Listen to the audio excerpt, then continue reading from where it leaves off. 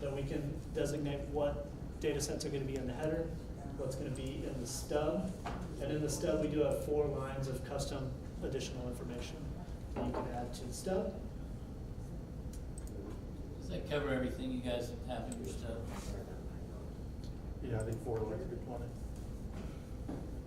Along with the selectable choices. Yeah. We can do a top or bottom stub, multiple stubs if you had multiple proofs.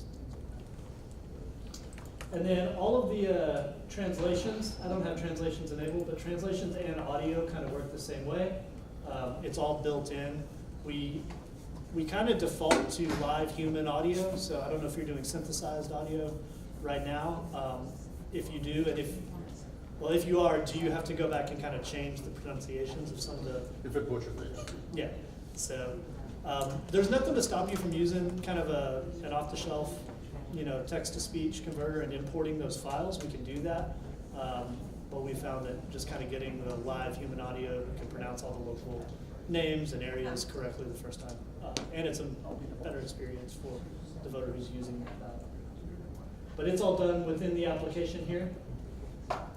And then the final things are the import and export. And this is where you would go in and after, we need to take a look at your data sets, but we can convert that. It's generally a one-time conversion where we figure out this is what we're working with, this is how we convert it to the text files we need to import into our system.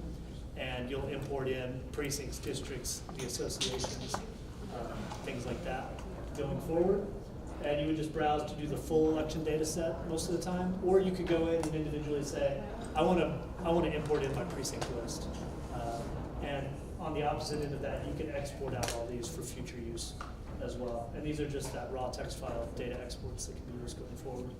One thing I will point out is we do have an export called the printq file for pre-marked test deck.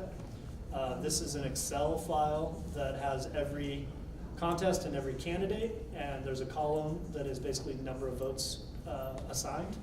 And you could put 1 vote for every option, just straight ones all the way down that column. You could do a 3-2-1 pattern. You could do a totally random pattern and insert your own numbers for every single candidate.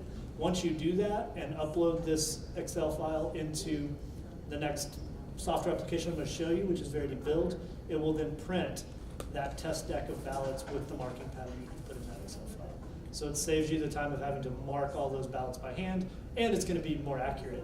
There's no likelihood of, there's 0% chance of human error in that way with as far as marking. Is the Excel file initially pre-set up one way or another, like a 1, 2, 3, 4, 5 pattern? And is it by precinct? Because it's not set with any pattern right now. It's an empty column because we did have it set for 1 vote for every option. yeah, We heard a lot of customers saying, "Well, we don't want that. We want to get I thought it was kind of silly because I thought you can just change it if you did want 1, but at least default to something. But we did empty it out in the last iteration. and then it would be set by precinct, I would assume, right? It is, yeah. So you've got basically the precincts are the rows, I believe, and then the candidates are the columns. And then you're just entering the numbers. Do you use the same numbers for every election? We do 1 through max for everything, Okay. for each precinct. Or It actually, doesn't change they all election set to up. election or anything like that? No, same pattern always. Once we set it up that first time, then it's good. So basically, once we've taken all of this, all the individual data sets that make up, the ballot in this regard, the precincts, districts, contests, all that stuff, now we're ready to preview the ballot. And this is where we're going to choose the template. Again, I apologize, the latest version actually does have the 8.5 by 20 in there. That is a supported version. But from the drop down here, we can choose that. And then we're choosing the template as well. So we've got different templates for each of the paper sizes. But you can do a 1, 2, 3, or 4 column template and a condensed or a standard template. Another thing that you can do with these templates, you see I've got the condensed 3 column. GS just means grayscale, so you wouldn't be assigning any colors on the ballot. But I can export this template and make changes to it as well. So you don't have the individual ability to go in and say, for president, I want to change the font of the first candidate. I think that would be bad. You need to be able to make wholesale universal changes to font size for candidates, font size for contest titles, so that you wouldn't even inadvertently end up with one candidate at 16 font, another candidate at 12 font, and they go, you know, that's a bias. So through the template right now, you can export that, and it's an XML template that you just put in the attributes. It's a service that we provide to you if you're creating your own ballots, but you say, call up our help desk and say, I want to change the font size of my contest titles or the justification of my proposition text or something like that. We can do that as a service for you, but you're totally able to do it on your own as well if you can export the XML and understand how to do it.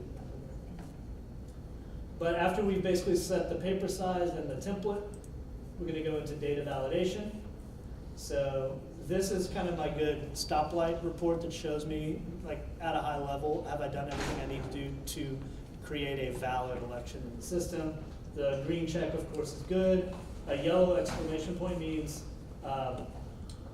I've enabled rotation in this case, but I haven't changed any of my indices. I didn't generate any of my rotation indices. So it's kind of alerting me to that, but it would allow me to move forward. That's just kind of a caution. This red X is more important in saying there's at least one precinct that is not assigned to any contests. And remember when I added that one precinct, I didn't assign it to anything. So it tells me exactly what that is and gives me a link to go directly to that place and change it. But I'm going to jump in here and actually, instead of just assigning it to something, I'm going to delete it because I don't want it in there. So once I do that,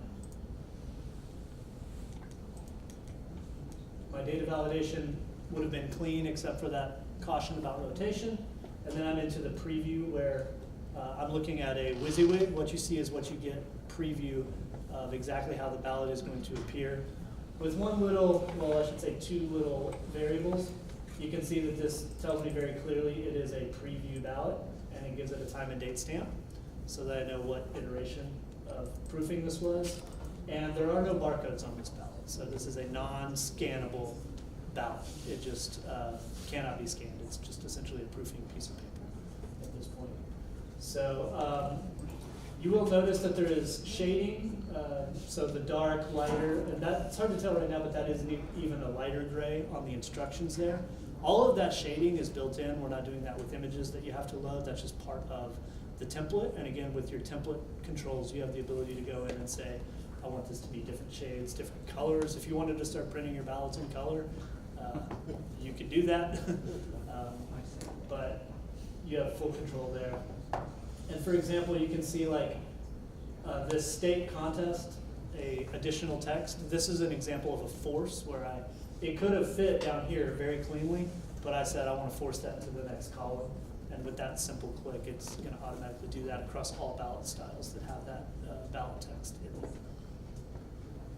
them. We can check for fold lines in here. So kind of just through abundance of caution, if you know the roll fold, or if that's what you're doing, a roll fold, and you know the dimensions of where those fold lines are going to fall, we can put in, let's say it's at 3.4, turn it on, and in this case it's telling me the ballot contains one or more fold lines that cross option boxes. So now I can attack this at two angles, do some spacing on my ballot creation, or see if there's any play in my folding dimensions if I want to move that around. But it at least gives me a good guideline to try and avoid those option boxes. How would you do something like move that down?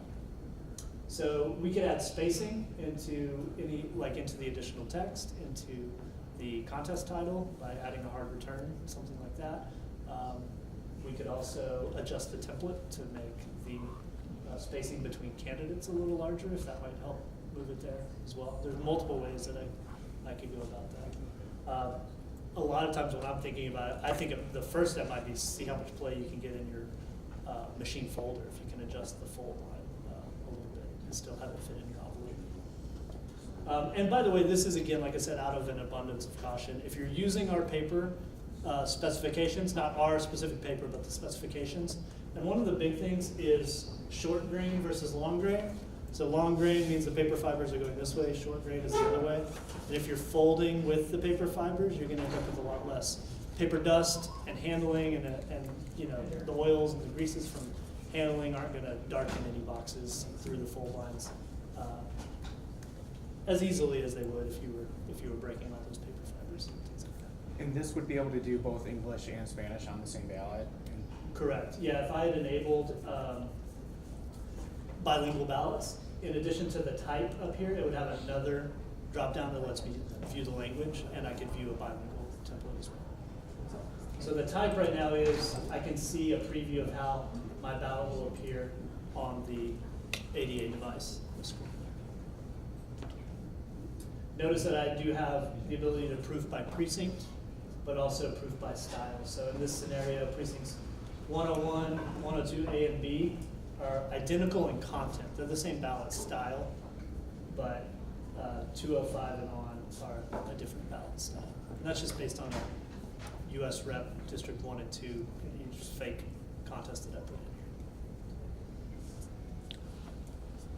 But we talk about the preview more as proofing the ballot for aesthetic purposes. To your point earlier about reports, there's some really good reports in here that help you proof. So the all contest report is showing all contests that are in the election. And in this case, you know, you're looking president, I added the instruction text. It's a vote for one with one write-in line. Here are the choices, they're spelled correctly, they're in the right order. And when I proof it that one time right here, I know the president is good across all hundreds or thousands of ballot styles that it appears on. Same thing for every contest down the line. Included in these reports